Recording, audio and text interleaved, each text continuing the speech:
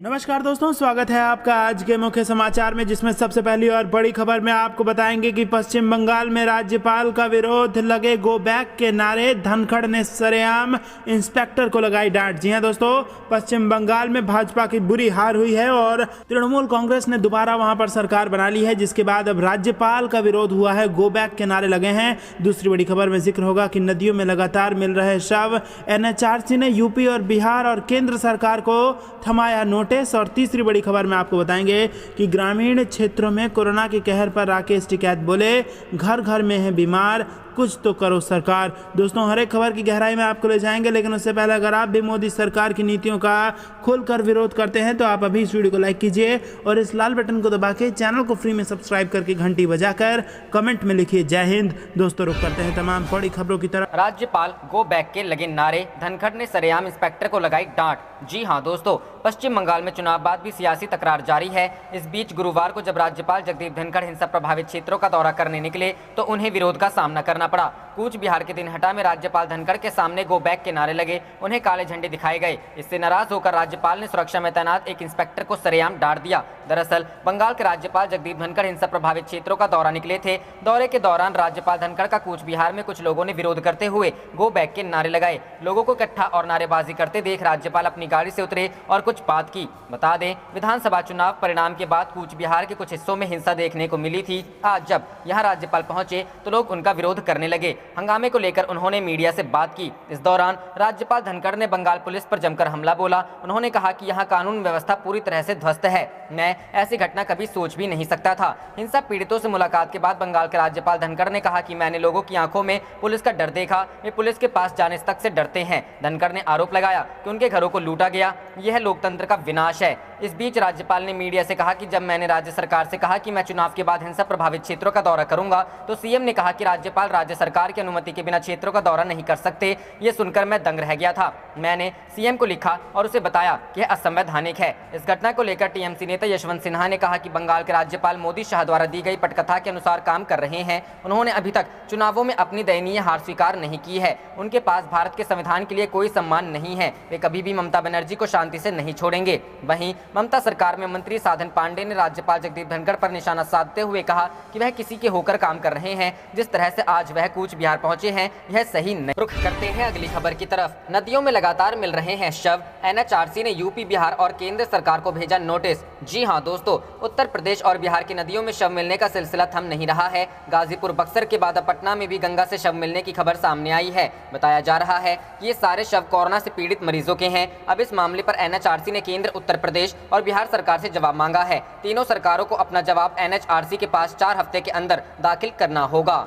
रुख करते हैं अगली खबर की तरफ। ग्रामीण क्षेत्रों में कोरोना के कहर पर राकेश टिकैत बोले, घर घर में है बीमार, कुछ तो करो सरकार। जी हां दोस्तों, देश में कोरोना वायरस संक्रमण की दूसरी लहर से हाहाकार मचा हुआ है। देश के अधिकतर राज्य इसकी चपेट में हैं। अब ग्रामीण इलाकों में भी संक्रमण फैलने की खबरें आने लगी हैं। कई गाँवों में लोगों की मौत हो रही है। ऐसे में कोरोना वायरस के खिलाफ लॉकडाउन को सभी राज्य एक हथियार के तौर पर इस्तेमाल कर रहे हैं। देश के सभी राज्य कोरोना संक्रमण की चेन को तोड़ने की कोशिश में जुटे हुए हैं, जिससे देश में कोरोना संक्रमण की इस बेकाबू रफ्तार को कम किया जा सके। कई राज्यों में पहले से लॉकडाउन या लॉकडाउन जैसी सख्त पाबंदियां लगाई जा चुकी हैं। ग्रामीण इलाकों में इसके संक्रमण को लेकर भी प्रशासन सख्त रवैया अपना रहा है। ये भी सूचनाएं मिल रही हैं कि दिल्ली की सीमा पर जो किसान आंदोलनकारी बैठे हुए थे, अब जब वो अपने गांव पहुंच रहे हैं तो संक्रमण का केंद्र बन रहे हैं। चूंकि गांव में अभी वायरस की जांच कम हो रही है, इस वजह से वहां संक्रमितों के बारे में सही जानकारी भी सामने नहीं आ रही है। इस बीच भारतीय किसान यूनियन के राष्ट्रीय प्रवक्ता राकेश टिकैत ने इंटरनेट मीडिया पर सरकार पर नाराजगी जाहिर की है। उन्होंने ट्वीट करते हुए कहा कि कुछ दिन पहले पंचायत चुनाव के दौरान तमाम नेता वोट के लिए किसानों के घरों के बाहर पहुंच रहे थे।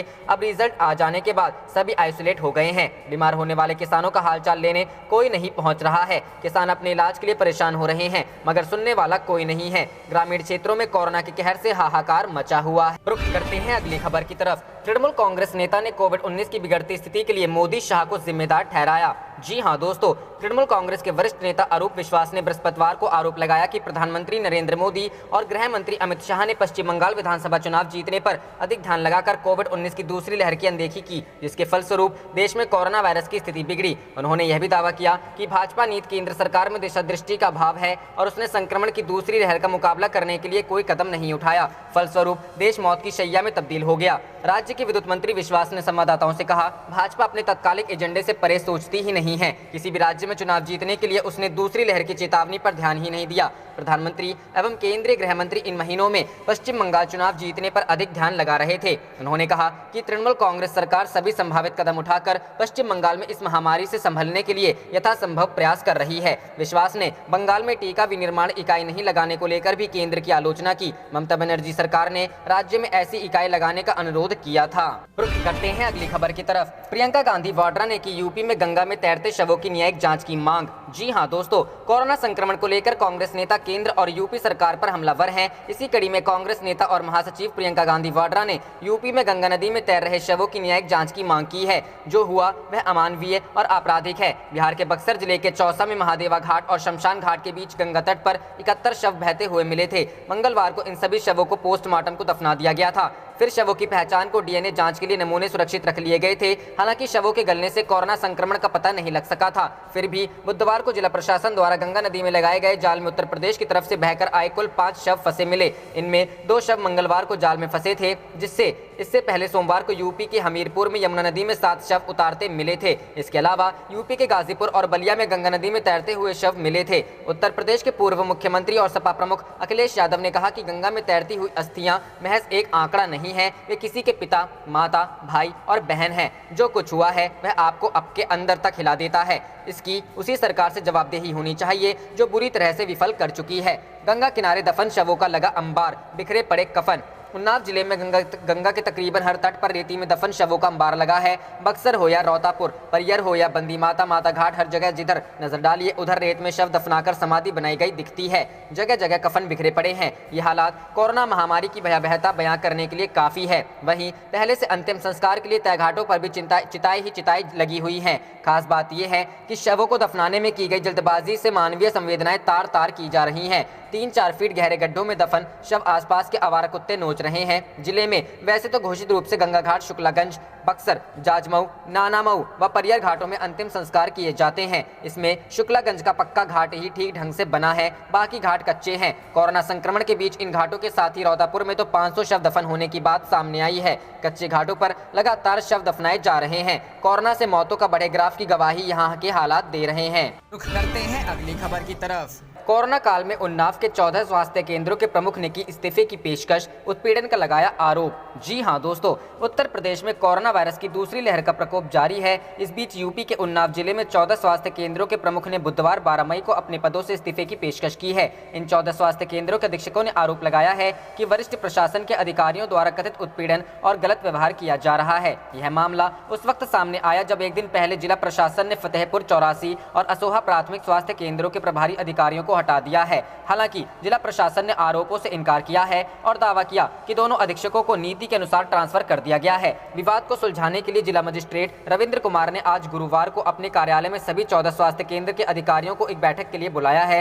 14 स्वास्थ्य केंद्र के अधीक्षकों द्वारा इस्तीफा की पेशकश करने वालों में 4 सामुदायिक स्वास्थ्य केंद्रों के अधीक्षक हैं, वहीं 10 प्राथमिक स्वास्थ्य केंद्रों के प्रभारी हैं। इंडियन एक्सप्रेस में छपी रिपोर्ट में यह दावा किया गया है। प्रोविजनल मेडिकल सर्विस के जिला महासचिव और गंज मुरादाबाद के स्वास्थ्य केंद्र के प्रमुख डॉक्टर संजीव कुमार ने कहा है, हमें यह कदम उठाने के लिए मजबूर किया जा रहा है क्योंकि पिछले साल से 24 घंटे काम करने के बावजूद हमें नियमित रूप से परेशान किया जा रहा है और प्रशासनिक अधिकारियों द्वारा जेल भेजे जाने की धमकी भी दी जा रही है। वे हमें झूठा आरोप लगाकर डांटते हैं कि हम जिम्मेदारी से काम नहीं कर रहे हैं। गंज मुरादाबाद के स्वास्थ्य केंद्र के प्रमुख डॉक्टर संजीव कुमार ने भी इस्तीफा देने की पेशकश की है। रुख करते हैं अगली खबर की तरफ। ऑक्सीजन और कोरोना वैक्सीन लेकर लापता हुए पीएम नरेंद्र मोदी, राहुल गांधी। जी हां दोस्तों, कांग्रेस नेता राहुल गांधी ने कोरोना संकट को लेकर एक बार फिर से पीएम नरेंद्र मोदी पर सीधा हमला बोला है। राहुल गांधी ने ट्वीट किया है कि PM Narendra Modi vaccine, oxygen और दवाओं के साथ गायब हो गए हैं। अब सिर्फ सेंट्रल विस्टा, दवाओं पर जीएसटी और पीएम के फोटो ही बचे हैं। राहुल गांधी ने ट्वीट किया है,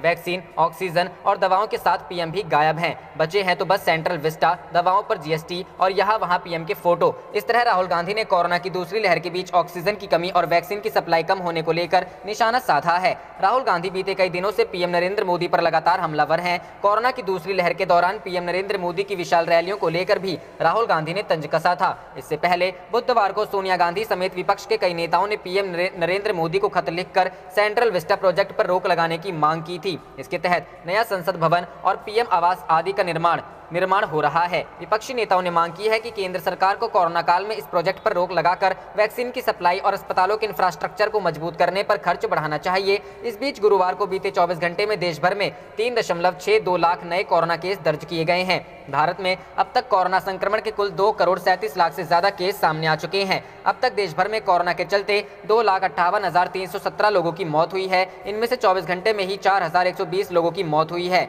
इस बीच विश्व स्वास्थ्य संगठन का कहना है कि भारत में राजनीतिक और सामाजिक कार्यक्रमों में भारी जुटान के चलते कोरोना की दूसरी लहर तेज हुई है। यही नहीं, विश्व स्वास्थ्य संगठन ने कहा है कि भारत में मिल रहे नए वेरिएंट का पहला केस अक्टूबर 2020 में देखने को मिला था। रुख करते हैं अगली खबर की तरफ। पश्चिम बंगाल में बड़ा खेला, भाजपा के 2 विधायकों ने इस्तीफा दिया, संख्या घटकर हुई 75। जी हां दोस्तों, पश्चिम बंगाल में विधानसभा चुनाव परिणाम घोषित होने के 10 दिन बाद भी सियासी संग्राम थमता हुआ नजर नहीं आ रहा है। चुनाव के बाद पश्चिम बंगाल के कई इलाकों में हुई हिंसा को लेकर भाजपा जहां सत्तारूढ़ टीएमसी के ऊपर हमलावर है, वहीं ममता सरकार इसे एक साजिश बता रही है। हिंसा की घटनाओं को लेकर शपथ ग्रहण समारोह में भी सीएम ममता बनर्जी और राज्यपाल के बीच आरोप प्रत्यारोप होते हुए नजर आए। इस बीच एक बड़ी खबर यह है कि पश्चिम बंगाल में भाजपा के 2 विधायकों ने इस्तीफा दे दिया है, जिसके बाद विधानसभा में पार्टी के सदस्यों की संख्या 77 से घटकर 75 हो गई है। भाजपा के टिकट पर विधानसभा चुनाव जीते निशित प्रामाणिक और जगन्नाथ सरकार ने बुधवार को अपनी सदस्यता से इस्तीफा दे दिया। दरअसल पश्चिम बंगाल के चुनाव में भाजपा ने अपने 5 सांसदों को भी विधानसभा का टिकट देकर मैदान में उतारा था। इनमें से भाजपा सांसद निशित प्रामाणिक और जगन्नाथ सरकार ने विधानसभा चुनाव में जीत हासिल की। हालांकि जीत के बाद बुधवार को पार्टी आलाकमान के निर्देश पर निशित प्रामाणिक और जगन्नाथ सरकार ने अपना इस्तीफा स्पीकर को सौंप दिया।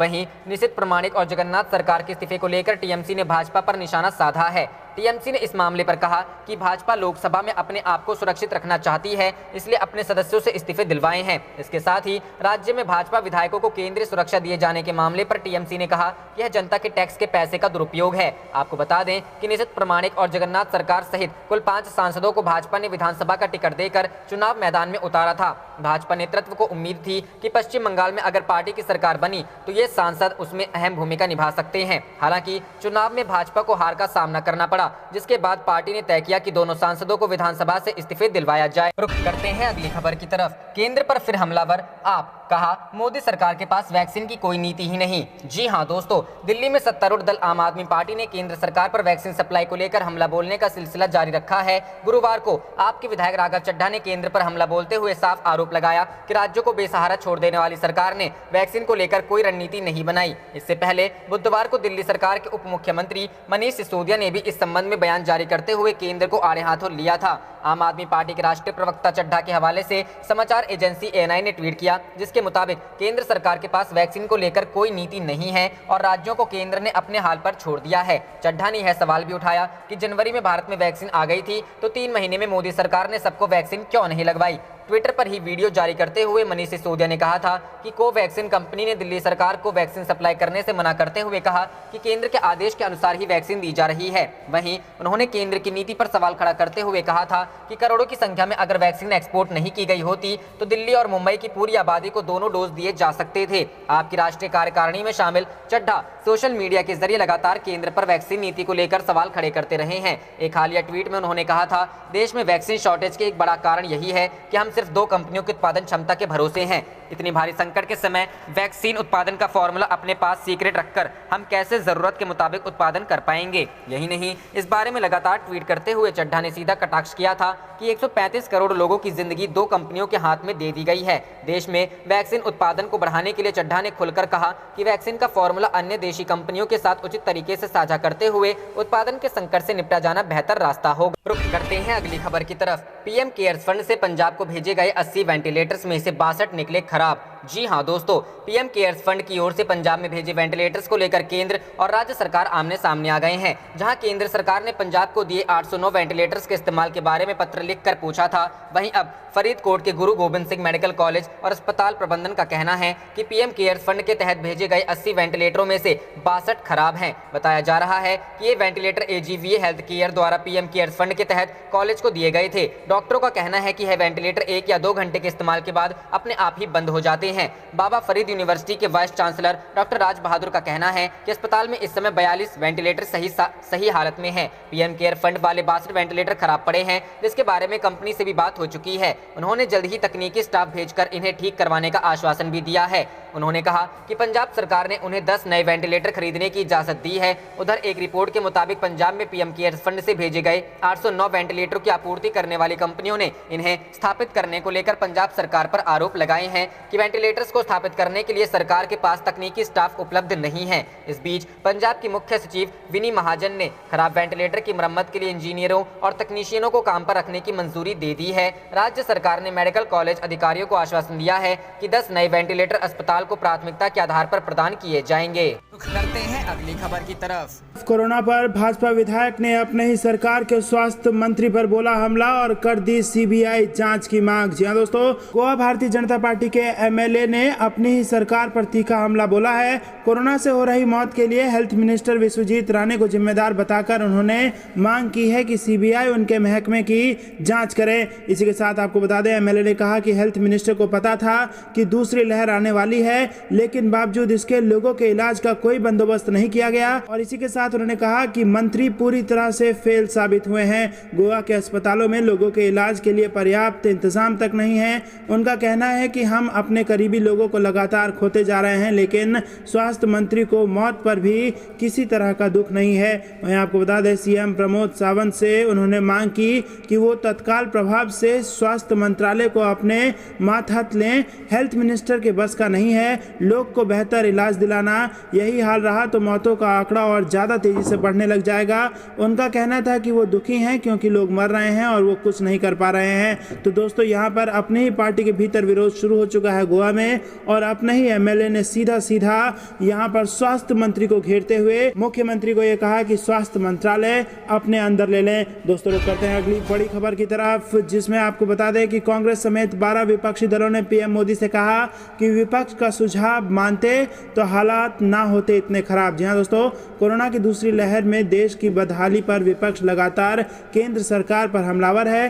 ताजा घटनाक्रम में कांग्रेस समेत 12 राजनीतिक दलों के नेताओं ने प्रधानमंत्री नरेंद्र मोदी को एक संयुक्त पत्र लिखा है।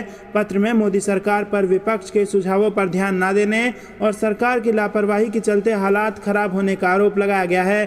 साथ ही मांग की गई है कि वैक्सीन उत्पादन बढ़ाया जाए। इसके लिए बजट में निर्धारित किए गए 35,000 करोड़ रुपए खर्च किए जाएं। कांग्रेस समेत 12 राजनीतिक दलों ने केंद्र से मांग की है कि सेंट्रल विस्टा प्रोजेक्ट को तुरंत रोका जाए। इस प्रोजेक्ट के मद का पैसा ऑक्सीजन और वैक्सीनेशन पर खर्च किया जाए। पीएम केयर फंड के पैसे को भी ऑक्सीजन, दवा और मेडिकल उपकरण खरीदने में लगाने की मांग की गई है। विपक्षी दलों ने कहा है कि महामारी की मार झेल रहे बेरोजगारों को 6,000 रुपए प्रति महीने दिए जाएंगे। केंद्रीय गोदामों में पड़े अनाजों को जरूरतमंदों तक मुफ्त में बांटा जाएगा। साथ ही कृषि कानूनों को रद्द कर किसानों को महामारी से बचाने की अपील की गई है। दोस्तों, करते हैं अगली बड़ी खबर की तरफ। फसल कटाई के बाद प्रदर्शन स्थल पर वापस लौट रहे हैं किसान। दिल्ली बॉर्डर पर पहुंचे बड़े जत्थे। जी हां दोस्तों, बेहद बड़ी खबर। किसान आंदोलन ने फिर से एक बार मोदी सरकार की मुश्किलें बढ़ा दी हैं। देश में 40 से ज्यादा किसान संगठनों का प्रतिनिधित्व करने वाले संयुक्त किसान मोर्चा ने मंगलवार को कहा कि फसल की कटाई के बाद किसान वापस सिंधु और टिकरी बॉर्डर के प्रदर्शन स्थलों पर लौटने लगे हैं। एसकेएम ने एक बयान में कहा कि सोमवार को दोनों सीमा बिंदुओं पर किसानों के बड़े जत्थे पहुंचे और अब ये जारी रहेगा। वहीं एसकेएम ने कहा कि कल सिंघू और टिकरी बॉर्डर पर किसानों का बड़ा काफिला पहुंचा। पंजाब से यहां आने के रास्ते में कई जगहों पर इन किसानों का स्वागत किया गया। ट्रैक्टर, कार और दूसरे वाहनों से यहां का सफर तय करने वाले इन किसानों ने तंबुओं और ट्रैक्टरों में रहने का इंतजाम किया है, जैसे कि वो पहले करते रहे थे। किसान मोर्चा ने कहा कि किसानों की हड़ताल मजबूत होती जा रही है और प्रदर्शन स्थल भी बड़े हो रहे हैं। किसानों के तंबू, ट्रॉलियों और दूसरे वाहन स्थायी रूप से बीते 5 महीनों से यहां लंबी कतारों में खड़े हैं। फसल कटाई के बाद किसानों के लौटने का ये सिलसिला अब जारी रहे। रुख करते हैं अगली खबर की तरफ। ऑक्सीजन संकट पर दिल्ली हाईकोर्ट सख्त, बोला अगर कोई सप्लाई रोकता है तो हम उसे बख्शेंगे नहीं, फांसी पर लटका देंगे। जी हां दोस्तों, दिल्ली हाईकोर्ट ने शनिवार को कहा कि अगर केंद्र, राज्य या स्थानीय प्रशासन में कोई अधिकारी ऑक्सीजन सप्लाई में अड़चन डाल रहा है तो हम उसे बख्शेंगे नहीं, उसे फांसी पर लटका देंगे। जस्टिस विपिन सांघी और जस्टिस रेखा पल्ली की बेंच की ओर से उक्त टिप्पणी महाराजा अग्रसेन अस्पताल की एक याचिका प्रस्ताव पर सुनवाई के दौरान आई है। कोरोना महामारी के दौरान ऑक्सीजन की कमी के चलते मरीजों की सांसों पर आए संकट को देखते हुए महाराजा अग्रसेन अस्पताल ने जल्द से जल्द ऑक्सीजन दिलाने के लिए दिल्ली हाईकोर्ट में याचिका दायर की है। हाईकोर्ट ने दिल्ली सरकार से कहा कि वह बताए कि कौन ऑक्सीजन की आपूर्ति को बाधित कर रहा है और कहा कि हम उस व्यक्ति को लटका देंगे। बेंच ने कहा कि हम किसी को भी नहीं बख्शेंगे। कोर्ट ने दिल्ली सरकार से कहा कि वह स्थानीय प्रशासन के ऐसे अधिकारियों के बारे में केंद्र को भी बताए ताकि वह उनके खिलाफ कार्रवाई कर सके। सुनवाई के दौरान दिल्ली सरकार की ओर से पेश हुए वरिष्ठ वकील राहुल मेहरा ने हाईकोर्ट से कहा कि जो कुछ भी चल रहा है हम उसे संभालने की कोशिश कर रहे हैं। आप देख रहे थे आपका अपना चैनल जय हिंद जय भारत।